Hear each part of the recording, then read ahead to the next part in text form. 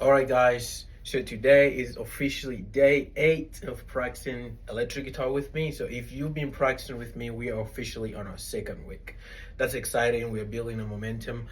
Before I jump into practicing today, I just kind of want to share why I do this. I do this to inspire people out there that know in their hearts that they have a dream of playing guitar or any other instrument.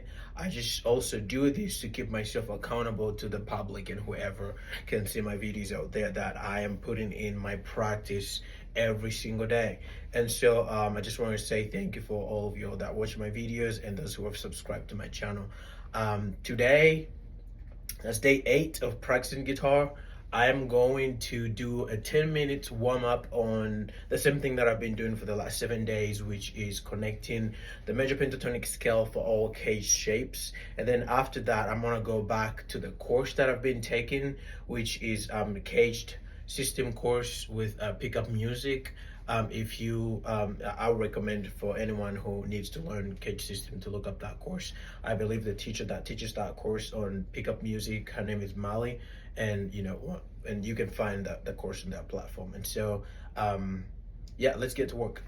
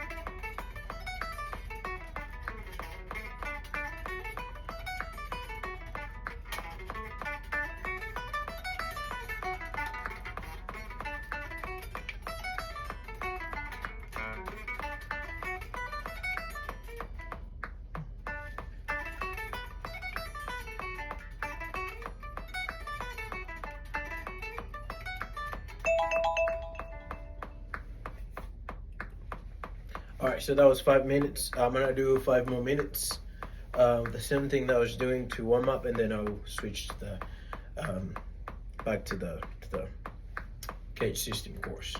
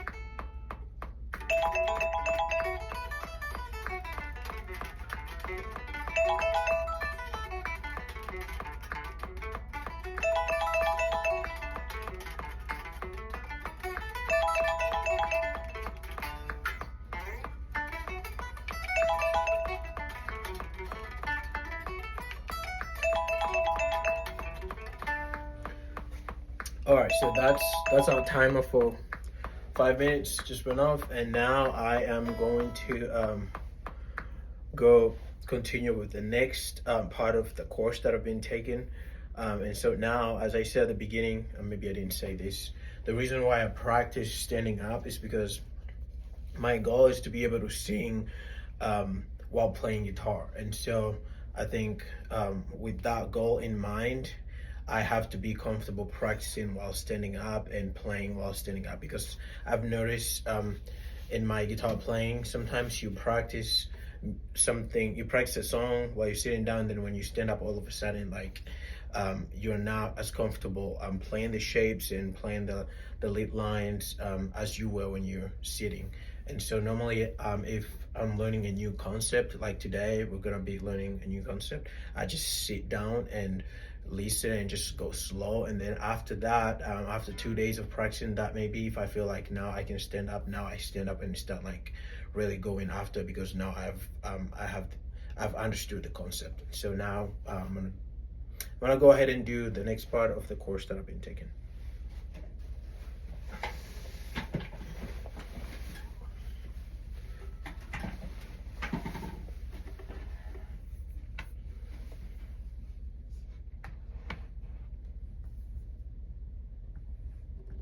And then we'll continue up to find that major pentatonic scale. Great, so we have one more.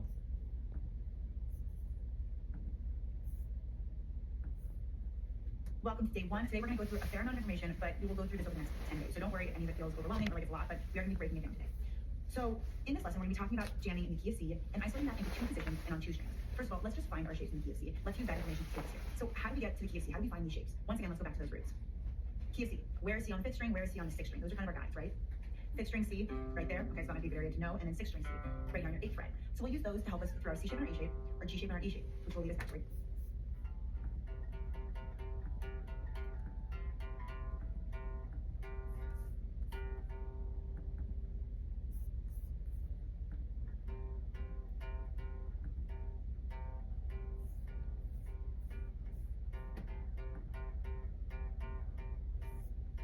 We have made it so far. We're in our 10th day, which is like the last day of the real nitty-gritty, but actually we get to have fun today. We get to make music. And I just want to kind of give an overview of everything we've done. We've done so much. This is like, I feel like the place you can start to get free with it. And to me, like I've been saying, this 5th shape, the D shape of your major pentatonic is more of a connector versus one that's like heavy. Where, you know, you could argue that this A shape and this B shape, because they're so foundational with these bar chords, are really important because they lie so nicely. You can really see these bar chords. But to me, the C shape and the G shape, those patterns are also equally as important because that's how you get from one to the next. Now, you also need to remove it. I personally like love the C shape. I just love the way that chord sounds on its own, but also I feel like it lies so nicely on the guitar. And the same with G, all that first finger rolls, like, and it's a really nice way to get into your E shape. So make sure you're feeling comfortable with those 4 shapes, and of course as well as the 5th shape, is newer to you. And explore them, mess around with them, see those roots, see those shapes, see what the pentatonic scales are in those shapes. And I know I sound like a broken record, but I really want you to hear it, because I know, you do your work, you walk away from it, and sometimes everything that was in your brain falls right out. So that's why I sometimes carry with me. These things are so important. And while we're just kind of talking about all this, I just do also want to bring up to you that the connecting part's really important. And so I know we kind of do it in this tedious, feels like not super musical way, we're like going off one shape and down the other. That's not necessarily how you interpret how you make music, but it's a good way to make sure you see it. So make sure you're seeing it and exploring it, because the connecting part's super important. You don't want to be stuck in shape, stuck in a position, stuck in a sound. You want to be able to go seamlessly across your fretboard.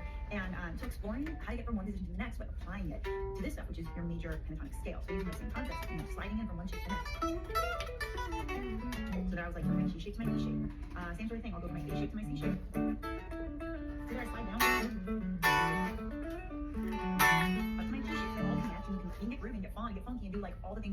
using these scales and connecting them in such a nice way to kind of like feel that power and know that you're using it. What we're going to be doing in these exercises is a little bit more drilling of the D major pentatonic scale, so we're going to make it faster, and then also the drills, which I know are probably like hard for us to remember because there's so many others, 5 positions going up and down and connecting them, and of course we'll be jamming, improvising, making music. So, let's get on.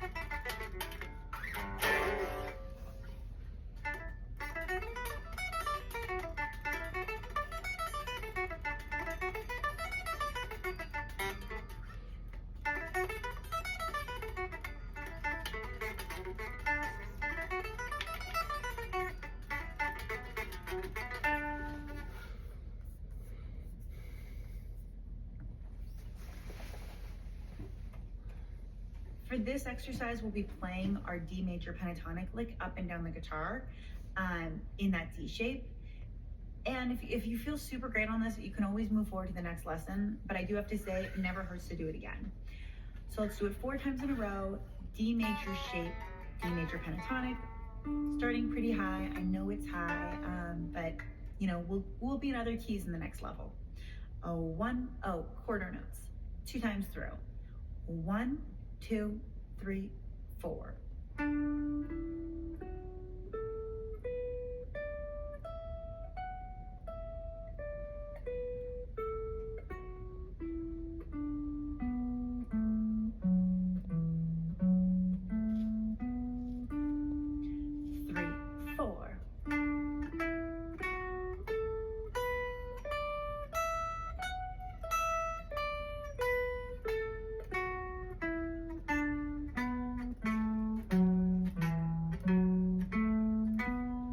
Two more times.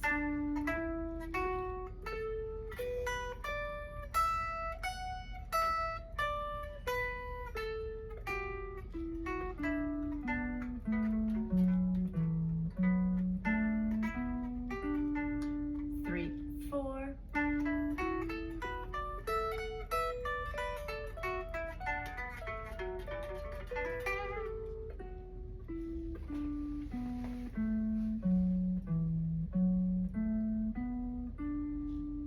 Great. Let's get into some more of this connecting in the next exercises.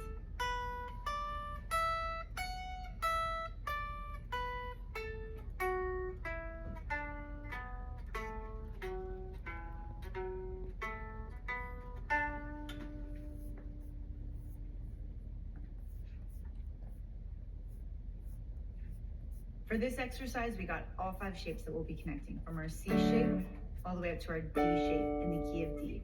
We'll start with our C shape going up. Jump up 2 frets, go back down in our A shape. Then go to our G shape, going up.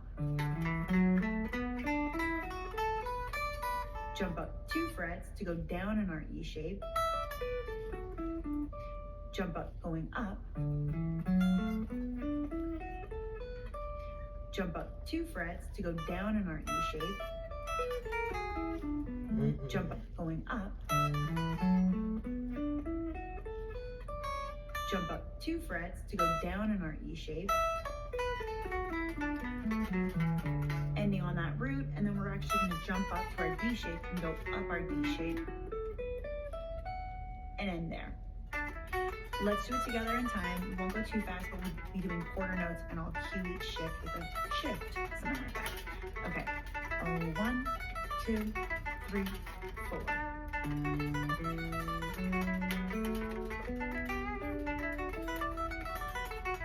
Shift.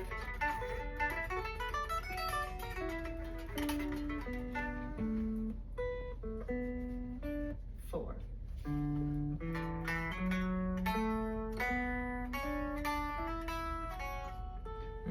1, 2, 3, 4.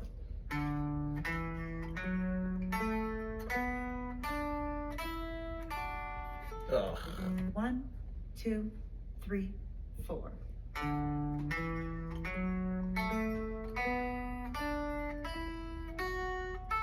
Shift.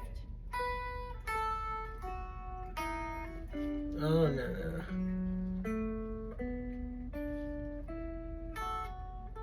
Shift.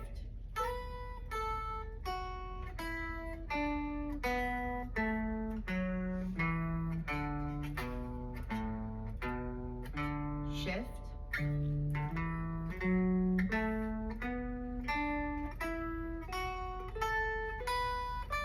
Shift.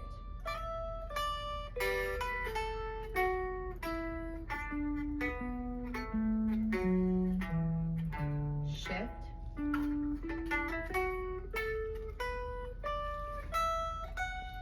One more time. 3, 4.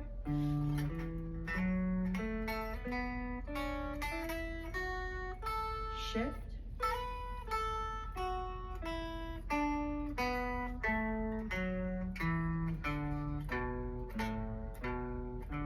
Shift.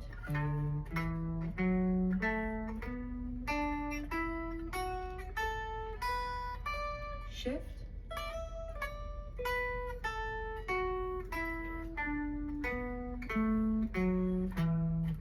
Shift.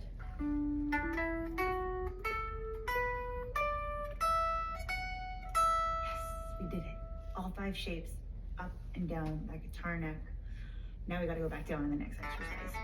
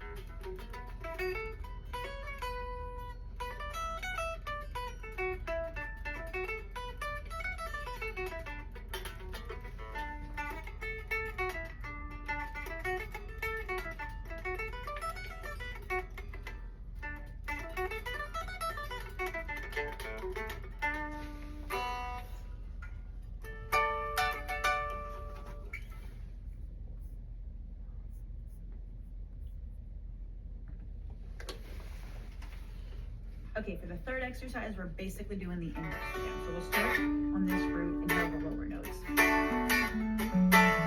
Shift, go up in our E shape, back down in our G shape, and then shift, go up starting from that root in our A shape, shift back down, and we're gonna end on our C shape. So one more time, from our D note, we're gonna go down and just play those lower notes, then up our E shape, shift back, down our G shape, and then from our root, up our A shape, slide down 2 frets and down our C shape. So that's a lot. Feel free to loop it as many times as you want. And this is like the crux of what we're doing. We're connecting everything together. We see these shapes, we see these roots, we know these pentatonic scales. Okay, deep breath. Ready? 1, 2, 3, 4. Wait. 1, 2, 3, 4. Shift. 1, 2, 3, 4. Shift.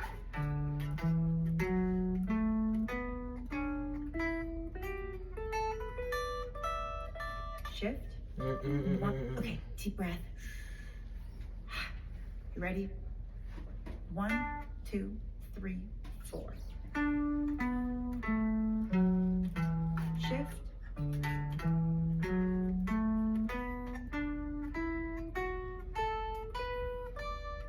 Shift.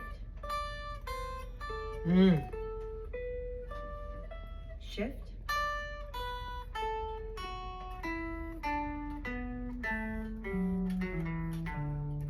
Shift.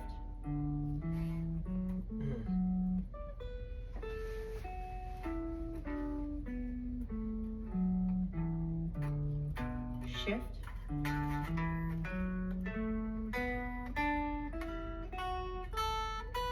Shift.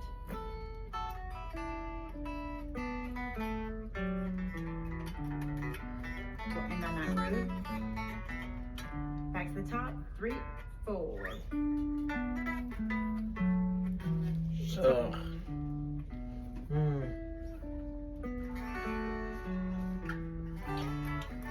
We'll end on that root. Back to the top. 3, 4. Shift. E shape. All the way up.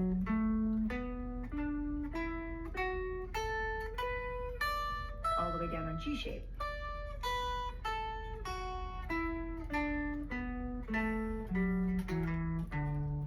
Shift, A shape.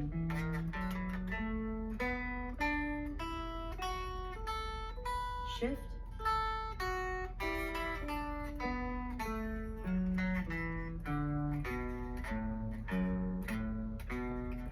I'm feeling very victorious. We've made it through so much material. Great work. And useful material, not just material for material's sake. So now let's dive into some more music and jamming.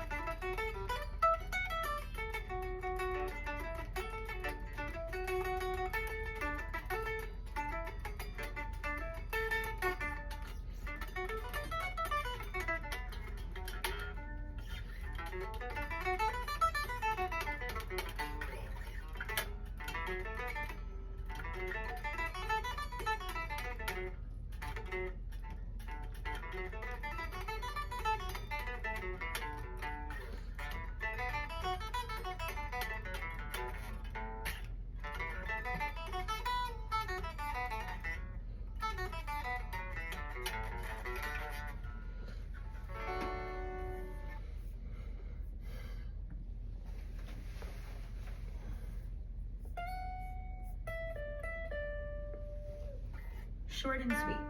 As a reminder, you don't need a ton of notes to make a cool little lick. This one is a good example of that. I'm actually only using 3 notes. 3 notes, not a lot, but we can get a cool phrase from that. We can get a lot out of 3 notes. So I encourage you to explore more improvisation just using a few notes. So this one is another slide, sliding into that 14th fret of our E string. And then we're going between our first finger of the 12th fret and our pinky on the 15th fret of that B string. So we do those 2 notes twice. That first finger E string, pinky B string, first finger E string, pinky B string. So it sounds like this in time. Now I'll count you off. 1, 2, 3, 4. 2, 3, 4.